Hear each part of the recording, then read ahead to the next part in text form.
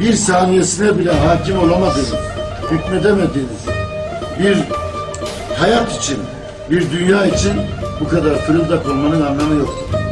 Ben Türk'üm, Türk esir olmaz. Ben Türk'üm, Türk devletsiz olmaz.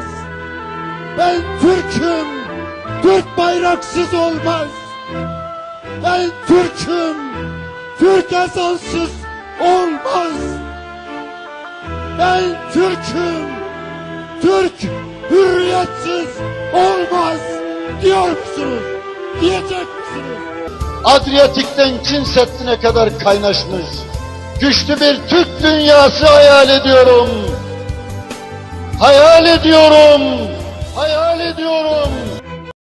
Bugün sizleri Bursa Büyükşehir Belediyesi Gençlik ve Spor Dairesi Başkanlığı çatısı altında yeni açılan Muhsin Yazıcıoğlu Gençlik Merkezimizde misafir edeceğiz. Gençlik Merkezimizin hemen girişinde sol tarafında büyük dava adamı, mütefekkir Şehit Muhsin Yazıcıoğlu'yu daha iyi tanıyabilmemiz adına kendisinin anı odasını gezeceğiz. Gençlik merkezimizin en has odalarından olan büyük dava adamı mütefekkir Muhsin Yazıcıoğlu, Şehit Muhsin Yazıcıoğlu'nun anı odasındayız. Muhsin Yazıcıoğlu'nun şehadeti bütün devleti, milleti, rengine, diline, ırkına bakmadan tüm milletimizi üzmüştür. Aynı acıda birleştirmiştir. Gördüğünüz gibi o tarihleri gösteren başlıklar, Muhsin Yazıcıoğlu'nun şehadetine şahitlik eden o günün önemli başlıkları anı duvarlarımızda. Biz kardeşiz. Benim için şu Kürt, bu Türkmen, bu Alevi, bu Sünni, bu Çerkez, bu Laz, bu Boşnak yok. Benim için yaratılmışı severim. Yaradandan ötürü anlayışıyla insan var karşımda. Onun için de insanı esas alacağız. Analar öyle yiğitler doğurdu ki toprak bağrına bassa da davası ölmedi.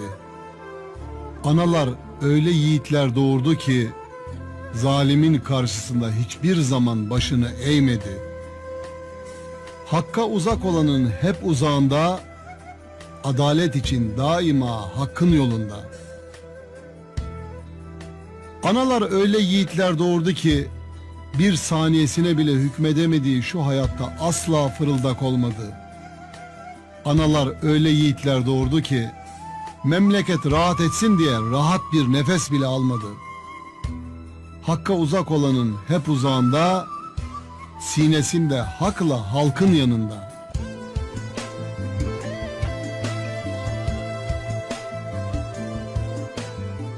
Analar öyle yiğitler doğurdu ki tek başına dimdik ayakta.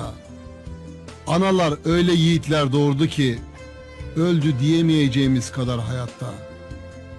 Hakka uzak olanın hep uzağında, iman dolu göğsünde, hakkın huzurunda. Analar öyle yiğitler doğurdu ki kan yine o kan, yol ecdadın yolu. Ellerimizle gömsek de seni, gönlümüzdesin Muhsin Yazıcıoğlu.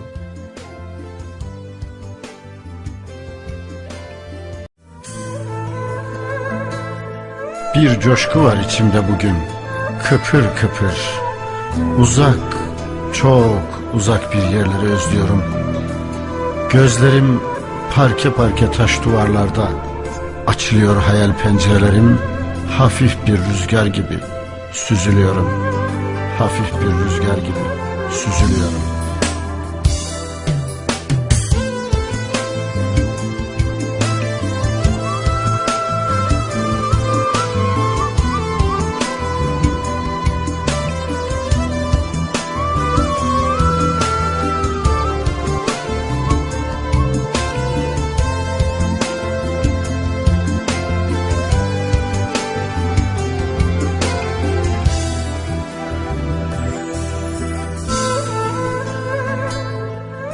Kekik kokulu koyaklardan aşarak güvercinler ülkesinde dolaşıyor, bir çeşme başı arıyorum. Yarpuzlar arasında kendimi bırakıp mis gibi nane kokular arasında Ruhumu dinlemek istiyorum. Zikre dalmış her şey. Güne gülümserken papatyalar, dualar gibi yükselir ümitlerim. Güneşle kol kola kırlarda koşarak, siz peygamber çiçekleri toplarken, ben çeşme başında uzanmak istiyorum. Huzur dolu içimde, ben sonsuzluğu düşünüyorum. Ey sonsuzluğun sahibi, sana ulaşmak istiyorum. Durun, kapanmayın pencerelerim, güneşimi kapatmayın. Beton çok soğuk, üşüyorum. Gençlik merkezimizin bir diğer odası bilgisayar odası. Ders çalışma, etüt gibi çalışmaların yapıldığı, gerek öğretmen eşliğinde gerek bireysel olarak derslerin çalışıldığı bilgisayar odamız. Bunun gibi sadece içerisinde bulunduğumuz tek konağımızda 6 ayrı çalışma odamız mevcut. Hemen yanında gençlerin derslere ufak bir ara verip sosyal etkinlik veya sosyal oyunlarla, eğlencelerle daha güzel vakit geçirebilmeleri için PlayStation 4'ümüz ve çeşitli sosyal oyunlarımız mevcut.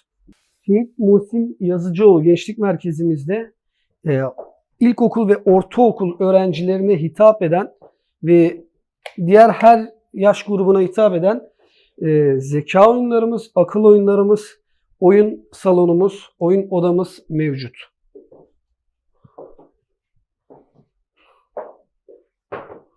Bu katımızda ise Muhsin Yazıcıoğlu Gençlik Merkezimizin has odalarından bir diğeri, daha doğrusu diğer 3 odası atölye odalarımız mevcut. 3D yazıcı, programlama gibi ileriye dönük neslin Teknofest gibi festivallerde gözüken teknolojilerin temel aşamasının başladığı mutfaktayız. Çalışma odamız, ekipmanlarımız, Muhsin Yazıcıoğlu Gençlik Merkezimiz henüz yeni açıldığı için diğer odalarımızda da ekipmanlarımız mevcut. Hepsini en yakın zamanda hizmete açıyoruz. Muhsin Yazıcıoğlu Gençlik Merkezimizin bir üst katındayız. Burada 2 ayrı etüt odamız mevcut. Gerek YKS, gerek üniversite sınavlarında, diğer sınavlarda öğretmen eşliğinde veya bireysel çalışmalarda yine kullanılabilecek 2 ayrı etüt odamız mevcut. Bir hayalim var.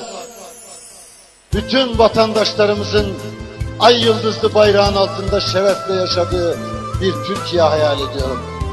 Bir hayalim var.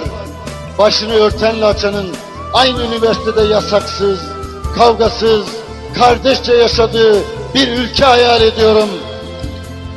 Bir hayalim var. Kürt, Türkmen, Alevi, Sünni ayrımı olmadan zengin, fakir, yoksul ayrıcalığı görülmeden imtiyazsız, sınıfsız kaynaşmış bir Türkiye istiyorum. Kısacası Adriyatik'ten Çin Seddi'ne kadar kaynaşmış güçlü bir Türk dünyası hayal ediyorum. Hayal ediyorum. Hayal ediyorum. Değerli arkadaşlar, Bursa Mahalle Gönüllüler Konağı'na hoş geldiniz. Bursa Büyükşehir Belediye Başkanı Ali Nur Aktaş'ın da dediği gibi sen de bir Bursa aşığı mısın? Bursa için neler yapabilirim diye mi düşünüyorsun? O zaman seni Bursa Mahalle Gönüllülerine bekliyoruz. Sen de tüm Bursalılar gibi, Bursa Mahalle Gönüllüleri gibi bizimle canla ve başla Bursa için çalışmak mı istiyorsun? O zaman haydi durma, gel. Bursa Mahalle Gönüllüleri İdari Odası'ndayız. Pandemi sürecinde sokak hayvanlarının aç kalma durumunun, vaziyetinin oluşmasından dolayı mahalle gönüllüleri olarak sokak hayvanlarını besledik. Burası Bursa Mahalle Gönüllülerinin toplantı, muhabbet, sohbet ve istişare yapmaları için kurulan odamız. fotoğraflarda ve panolarda gördüğünüz üzere burada mahalle gönüllüleriyle farklı bir etkinlikte cami temizleme etkinliğindeyiz. Burada ise farkındalık oluşturmak, su tüketimine ve tasarrufuna farkındalık oluşturmak için Bursa mahalle gönüllüleriyle toplantıdayız. Burada ise YKS sınavına giren öğrencilere su, kalem ve değişik materyalleri ikram ederek Bursa mahalle gönüllüleriyle gönüllere girmeye çalıştık. Bursa Mahalle Gönüllüleri konağımızın 2. katında 2 ayrı eğitim odası, bir sohbet odamız mevcut. Ne yapıyoruz buralarda? Eğitim ile alakalı mahalle gönüllüleri olarak ne yapabiliriz diye istişare ediyoruz. Gördüğünüz ilk panoda Bursa Büyükşehir Belediye Başkanımız ve mahalle gönüllüleri ile çevre temizliği yapıyoruz. Gördüğünüz ikinci panoda Bursa mahalle gönüllüleri ile sokak hayvanlarını besliyoruz. Burada ise yine farkındalık oluşturmak ve kan ihtiyaç sahibi olan hastalarımız için Bursa mahalle gönüllüleri olarak Kızılay ile işbirliği içerisinde kan veriyoruz.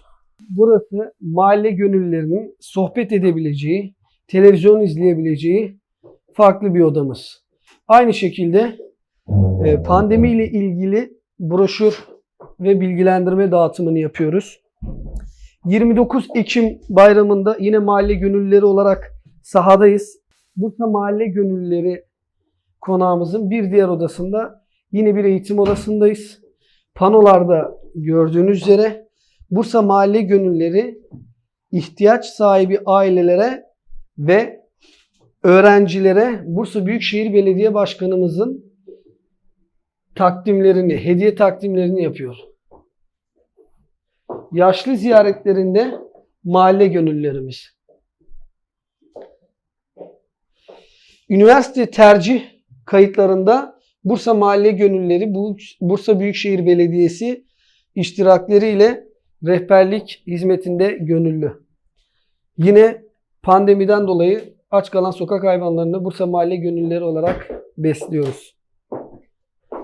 Bir başka panomuzda Bursa Büyükşehir Belediye Başkanımız Ali Nur Aktaş ve mahalle gönüllülerimizle yaşlılarımızı ziyaret ediyoruz.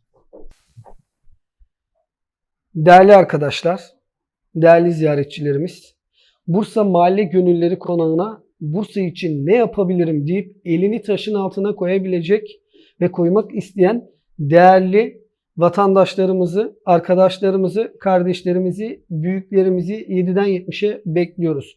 Çünkü Bursa bizim evimiz, bizim mahallemiz, bizim sokağımız. Hepinizi Bursa için canla başla gönüllü olmaya davet ediyoruz.